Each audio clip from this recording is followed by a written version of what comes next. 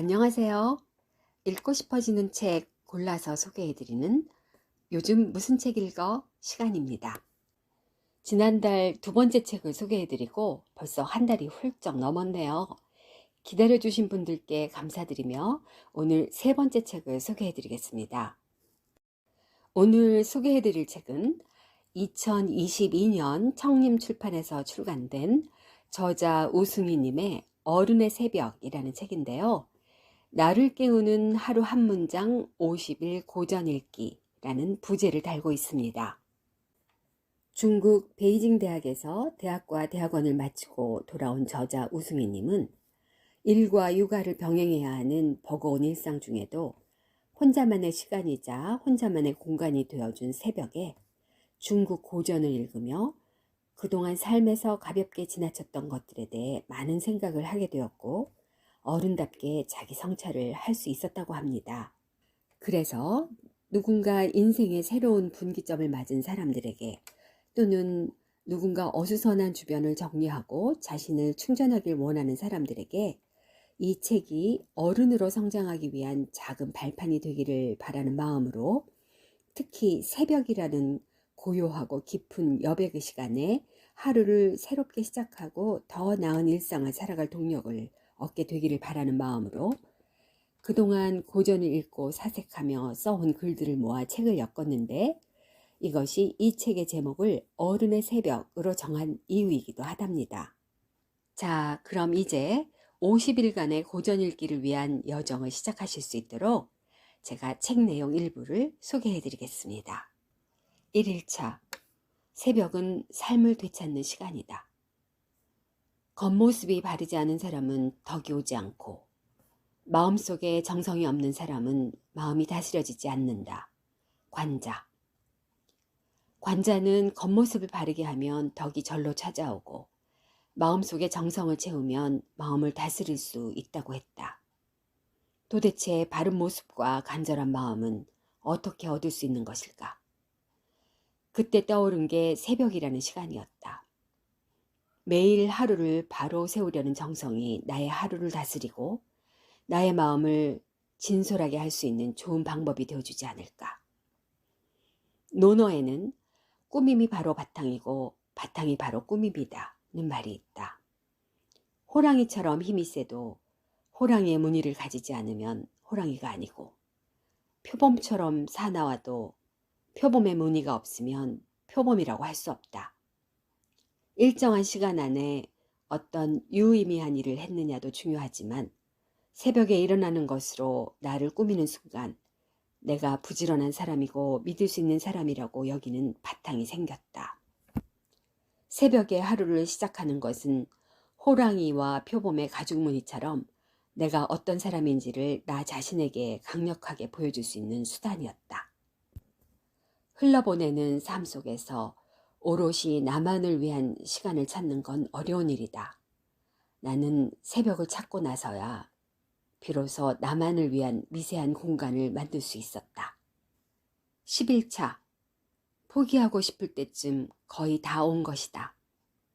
내 앞에 문도 없고 출구도 없을 때, 그리고 모든 거처를 하나로 대하면서 부득이한 것 속에서 머물 곳을 찾게 될 때, 너는 거의 다 온 것이다. 장자. 할 수 있는 게 아무것도 없다고 느낄 때, 모든 방향이 꽉 막힌 진퇴양난의 상황에서도 머물 곳을 찾아내야 한다. 내가 원하는 것이 무엇인지 모르고 그 무엇도 제대로 할 수 없다는 걸 인정하는 게 힘들 때가 있었다.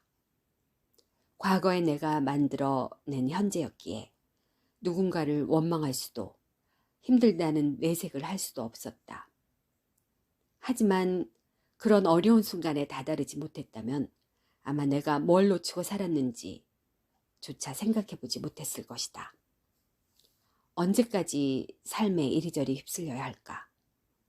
이젠 나름의 생각과 의지를 가지고 살아야 하지 않을까? 부득이함 속에서도 내가 머물 수 있는 최소한의 공간을 찾아야 했다. 장자는 우리가 원하는 것과 반대로 흘러가는 것. 우리가 어찌할 수 없는 부득이한 곳에 머물게 될 때 오히려 마음이 깨어난다고 말한다. 과거를 돌아보고 현재와 맞닥뜨리는 것은 고통스러운 과정이다. 하지만 그 속에서 알고자 하는 욕구가 더욱 강해지는 것이 바로 장자가 말한 거의 다 온 것이라는 의미일지도 모르겠다. 살다 보면 스스로를 직시할 수밖에 없는 순간과 마주한다. 그 시간들을 축적하며 우리는 더디지만 어른이 된다. 21차 비움과 채움은 같이 가는 것이다. 30개의 바퀴살이 하나의 바퀴통을 이룬다. 그 없는 것을 맞아 수레로 씀이 있다. 노자. 언제부터인가 채우는 것만큼 비우는 것도 강조되고 있는 것 같다. 채우는 것보다 비우는 미덕을 배워야 한다는 것이다. 그렇다면 채움은 그른 것이고 비움은 옳은 것일까? 나는 때때로 비움에 지나치게 집착했다. 돌이켜보면 원하는 것을 가질 수 없는 상황에서 문화적인 우월감이라도 챙기고 싶은 마음이었던 것 같다. 그렇게 스스로를 쉽게 가질 수 있는 사람보다 더욱 사려 깊고 도덕적인 사람이라고 여기고 싶었다. 유아는 청렴해 가난한 자가 있기도 하지만 가난하다고 반드시 청렴하지는 않다고 했다. 나는 청렴한 게 아니라 부유하게 살 수 없기 때문에 비움이 가능했던 것뿐이었다. 비움에만 집착하는 것은 옳은 일이 아니다. 비움은 욕망하는 것이 아니라 원하지 않는 것이고 포기하는 것이다. 그러나 비우기 위해서 일부러 노력을 기울이고 과시하고자 한다면 이는 욕망이자 더 큰 욕심이다. 바퀴살과 바퀴통이 함께 있어야 수레로 쓸모 있는 것처럼 비움과 채움이 적절한 조화를 이루는 것이 지혜로운 삶이다. 멋지게 비운 공간의 모습은 방송이나 책에서 넘쳐난다. 그런데 그렇게 비우기 위해서 또 얼마나 소비했는지에 대해서는 아무도 관심을 두지 않는 것 같다. 검소한 살림을 하는 집은 비움을 추구하는 집보다 깔끔해 보이지는 않는다. 비움은 꾸며야 하는 것이지만 검소함은 있는 그대로 최대한 만족하는 것이기 때문이다. 지나친 깨끗함은 비움을 실천하는 것이 아니라 비움을 위해 많은 것을 소비한 것에 지나지 않는다. 채우려고 하는 마음이 줄어들면 그만큼 빈 공간이 생기는 것이지 가진 것을 일부러 걷어내는 것이 비움의 본래 목적은 아니다. 채근담에는 기울어진 그릇은 가득 차면 엎질러지고 저금통은 비어 있어야 언전할 수 있다는 말이 있다. 없는 것이 있어야 있는 것이 이로움이 된다는 뜻이다. 조화라는 것은 일부러 추구하면 더 큰 부조화를 낳는다. 지금 있는 것과 없는 것을 받아들일 수 있는 여유와 용기가 바로 조화이다. 적절함 안에서 자족할 수 있는 것은 언제나 어려운 일이다. 때로는 채우고자 하는 욕망에서 벗어나 부족함을 견뎌야 한다. 또한 비우는 것이 우월하고 고귀하다고 여기는 허영심 역시 경계해야 한다. 31차 앞으로 나아가려면 굽혀야 한다. 자벌레가 몸을 굽힘은 뼘을 구하기 위해서요. 용과 뱀이 집거함은 몸을 보존하기 위해서이다. 주역. 살다 보면 세상 일이 내 마음대로 풀리지 않을 때가 어김없이 찾아온다. 작아지고 싶지 않았지만 작아질 수밖에 없는 상황과 조건에서 달리 선택지가 없다는 건 너무나 자존심이 상하는 일이다. 그러나 풍랑이 있는 날 배를 띄우지 않는다고 해서 자존심이 상한 채 화를 내는 사람은 없다. 이처럼 어쩔 수 없이 내가 굽혀야 하는 일들도 자연스럽게 받아들여야 한다고 생각하면 그렇게 스스로 자책하고 분노할 필요는 없다. 근사록에는 자기를 굽히지 못하는 것을 걱정하고 펼 수 없는 것은 걱정하지 말라는 말이 있다. 남이 나에게 나쁜 말과 행동을 했을 때 최고의 복수는 화를 내고 돌려주는 것이 아니라 내가 앞으로 나아갈 수 있는 에너지로 사용하는 것이다. 그래서 굽히는 것은 굽히는 것으로 끝나지 않고 앞으로 나아가는 원동력이 된다. 굽히는 것만큼이나 펴는 것도 중요하다. 적절하게 펴야 할 때도 굽히는 것은 굽히는 것의 의미를 상실한 것과 다름없다. 용과 뱀은 칩거하기 위해 칩거하는 것이 아니라 언젠가 세상에 나오기 위해 몸을 보존한다. 내 의지를 피력할 날에 그것을 제대로 이끌어내기 위해 굽혀야 하는 것이지 언제나 굽히고 순응하면서 살기 위해 그렇게 하는 것은 아니다. 내가 나름의 의지를 가지고 있고 펴야 하는 순간이 찾아오면 망설이지 않고 펼 줄 아는 용기도 필요하다. 그래서 굽히는 것은 굽히는 것으로 끝나는 것이 아니라 반드시 펼 수 있다는 믿음으로 실행해야 한다. 굽히는 것의 궁극적인 목표는 앞으로 나아가기 위함이기 때문이다. 품위는 외적인 꼿꼿함이 아니라 정신적인 반듯함이다. 몸을 굽히는 것에서 때로는 마음을 지킬 수 있는 예기치 못한 유익함을 발견하게 된다. 41차. 습관을 반복하면 본성이 바뀐다. 일의 성과는 멈추지 않고 계속하는 데 있다. 새기다가 중도에 그만두면 썩은 나무도 부러지지 않는다. 새기고 새겨서 쉬지 않으면 쇠나 돌도 아로새길 수 있다. 순자. 매일 멈추지 않고 노력한다면 정말 쇠나 돌에 아로새길 수 있는 때가 올까? 매일 똑같은 노력을 반복하는 게 중요하다 해도 성과만 생각하며 지속하려고 하면 오히려 더 빨리 포기하게 된다. 꾸준히 해도 구체적으로 얻을 수 있는 게 없을지도 모른다면 왜 매일 똑같은 일을 반복해야 하는 걸까? 반복함으로써 얻을 수 있는 성과 말고 꾸준함 그 자체에서 얻을 수 있는 건 없을까? 안자는 습속이 본성을 바꾼다고 했다. 매일 꾸준히 이어오는 것은 나를 바꾸고 나를 바라보는 남들의 시선을 바꾼다. 남이 나에게 신뢰를 보내면 내가 몰랐던 나의 좋은 점이 드러나기도 한다. 순자가 강조한 것은 멈추지 않는 것이었다. 그래야 끝을 볼 수 있다는 것이다.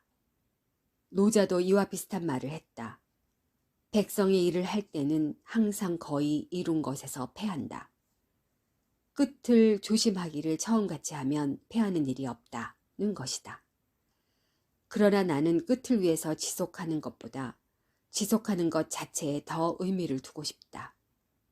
지속하는 힘이 언젠가 쇠나 돌에도 아로새길 수 있다는 것은 진리이다. 하지만 인간이라는 끈기 없고 조급한 존재가 저 멀리 있는 것을 간절히 바라면서 노력하기란 쉬운 일이 아니다. 미래를 위해서만 노력하는 것은 나 같은 사람에게는 힘과 용기를 주기보다는 지속할 수 있는 힘을 빼앗고 현재에 집중하지 못하게 한다. 매일매일의 아로새김이 지금 당장 나의 목표가 되고 그 자체가 나에게 의미를 가지는 일이라고 간주하고 싶다. 목표를 위해서 오늘 하루를 바로 세우려고 노력했다는 것이 더 중요한 의미를 갖는다. 그런 노력을 거듭하며 가족들의 신뢰를 얻었고 성격도 달라지는 것을 느꼈다. 이제는 닿을 수 없는 것에 지나치게 마음 쓰지 않는다. 멈추지 않는 과정에서 얻을 수 있는 게 많다는 것을 알기 때문이다. 51차. 끝이 보이면 다시 시작하라. 다른 사람이 한 번에 할 수 있다 해도 나는 100번이라도 하며 다른 사람이 10번에 할 수 있다 해도 나는 1000번이라도 한다. 중용. 하루에 한 문장씩 음미하다 보니 어느새 마지막 날에 이르렀다. 책을 읽고 정리하는 과정 속에서 조금이나마 주변을 둘러보고 깊이 살펴보는 기회를 얻었다. 매일 고전 한 문장을 음미하는 것이 배움이라고 정의한다면 그 배움의 크기는 말할 수 없이 사소하고 단편적이라고밖에 할 수 없다. 고전이라는 태산 앞에서 한 줌의 흙을 쥐어본들 산에 올랐다고 할 수 없기 때문이다. 또한 내가 안다고 생각했던 한 줌의 흙도 어느새 바람에 실려가서 남은 것은 한두 개의 모래 아래 지나지 않는다는 것도 안다. 그러나 지금 내가 얼마나 많은 것을 알고 깊게 이해했는지 그 크기는 중요하지 않다. 알고자 하는 욕구와 꾸준히 이어가는 힘은 하나의 모래알로만 평가될 수 없기 때문이다. 삶이란 겉으로 보면 비슷하지만 대하는 태도는 배움을 지속하면서 충분히 달라질 수 있다고 생각하기 때문이다. 노자는 알면서 알지 못한다는 것은 상이요. 알지 못하면서 안다고 하는 것은 병이다. 라고 했다. 아는 것과 알지 못하는 것 사이에서 방황하는 것이 안다고 생각하는 것보다는 훨씬 지혜로운 삶의 태도라는 것이다. 배우는 것은 확신하기 위해서가 아니라 방황을 멈추지 않기 위해서 이어져야 한다. 그래서 나는 남들이 한 번에 할 수 있는 일은 100번이라도 지속할 것이며 남들이 10번에 할 수 있는 일이라고 해도 그 이상의 노력을 기울일 것이다. 아는 것의 크기가 아니라 알고자 하는 마음을 멈추지 않는 것이 더 중요하다는 것을 이제는 알기 때문이다. 어떤 것도 궁극적으로 끝날 수 없다고 한다. 그렇다면 내가 나에게 바라는 것은 노력을 게을리하지 않는 것 말고는 없다. 마무리는 언제나 아쉬움을 남긴다. 그러나 그 아쉬움이 새로운 시작의 계기가 되어주기도 한다. 오늘 여기까지입니다. 하루 한 문장 고전 읽기로 시작하는 어른의 새벽 책 내용 중 극히 일부를 소개해 드렸는데요. 매일 조금씩 천천히 꾸준히 나도 어른의 공부를 시작해 보고 싶다는 생각이 드시는 분들에게는 이 책이 도움이 되리라 생각됩니다. 저는 다음 시간에 새로운 책과 함께 다시 인사드리겠습니다. 감사합니다.